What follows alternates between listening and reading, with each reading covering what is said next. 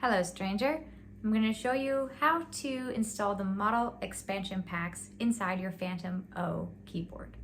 I've been playing the Fantom X7 and X8 for almost 20 years now, and those take expansion packs that go physically into the back of your board. So this process was a little confusing for me, so I figured I'd make a video for anyone who's in the same shoes as I was. You just need three things for this process.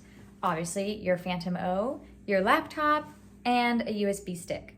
This is a 64 gig USB, and I think Roland said something like you needed it to be 32 gigs, but this hasn't caused any problems, so fuck it. First thing we're gonna do is go to rolandcloud.com, and I need to install the Roland Cloud Manager.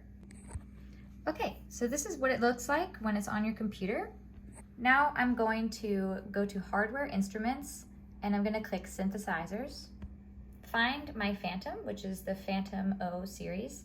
It's important that you select the right board, because if you were to do on accident the 6 or 7 or 8, these actually come for free.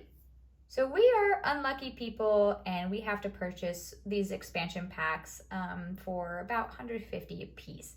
These are the ones that I decided I needed, but let's say I wanted to buy the 106.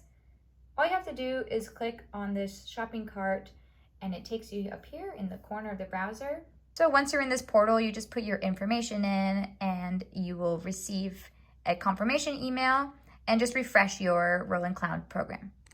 All right, so I'm gonna do one of the ones I actually have purchased. So I'm gonna hit download, make a folder inside my downloads for this, and then you just hit open. Then it starts activating, and there you go. It's now on your computer. Now at this point, I have to format my USB drive. Mind you, this is going to be your USB for your Fantom and nothing else. I bought this one very small because I do tour and I bring my boards around, and people do like to bump them and break them occasionally, so I just didn't want this to be a longer USB stick that could snap off if I needed to bring in my sound bin. Okay, so I'm gonna put the USB stick in the memory slot, then hit Menu, Utility, and USB memory format, and then I would hit OK. Now your keyboard has renamed this stick to the word Fantom. Find in your computer the folder that you save this to, and double click it, and this is everything that you bought.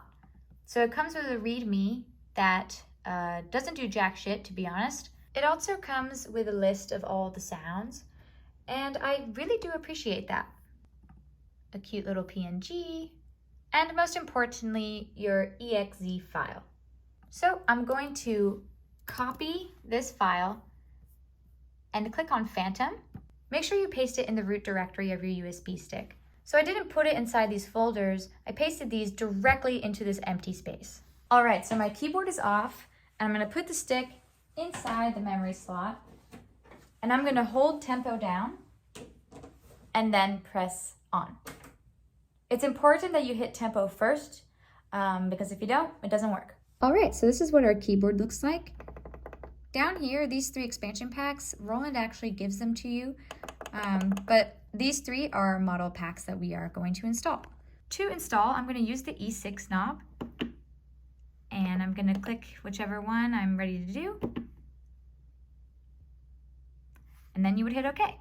If you have more than one model expansion pack, just hit back and do that process all over again. Now I'm turning the keyboard off and on again, and we're gonna double check and make sure that it actually worked by hitting synthesizer twice and taking a look at the sound. So let's go ahead and hit synth. And here they are. Here are my Jupiter sounds. I think it's really cool that I don't need this piece of equipment on the road, but I think I will bring it because you never know. I do understand that that is what the cloud is for, but I just find the USB to be more practical. Well, that's how you install the model expansion packs onto your Fantom O series. You don't need to use any software synths or any external programs to modify these sounds. You can just manipulate them in the actual hardware synthesizer. $150 for one board of expansions is pretty expensive, But back then, these cards were about $300 a piece, so maybe they have come down technically over the past 20 years. With computers and the internet, there's so many more possibilities, but at the end of the day, I really am all about creating the sound design inside the board itself. I hope this video helped you. I know it was super dumbed down, but I personally needed a step-by-step process when I was figuring this out.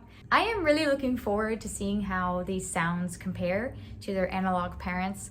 I do own some of the boards that Roland O is emulating in this, so maybe one day I'll make a one-to-one video comparing the two. Let me know if that's something that you would be interested in seeing. Thanks for watching, and I really appreciate you staying to the end of the video. Subscribe, hit like, or whatever you gotta do if you want to keep up with my music and more synthesizer stuff.